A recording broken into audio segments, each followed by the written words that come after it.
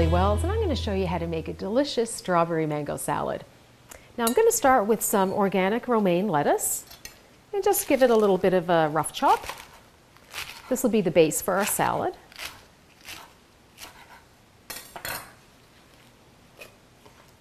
And then we're going to add to that about half a cup of fresh chopped mango and some fresh organic strawberries, about a half a cup as well. And that's basically it. Now what I'm going to do is finish this off with a citrus dressing.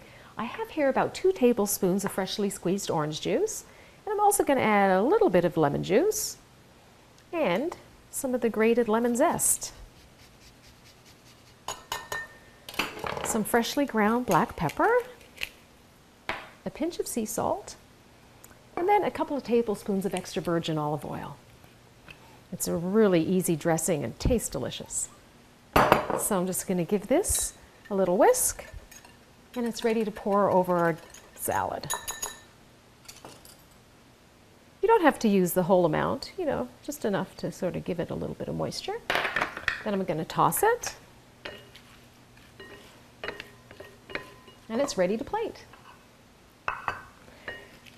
This is a beautiful looking salad and delicious as well. And you're going to want to make it all the time. There you go.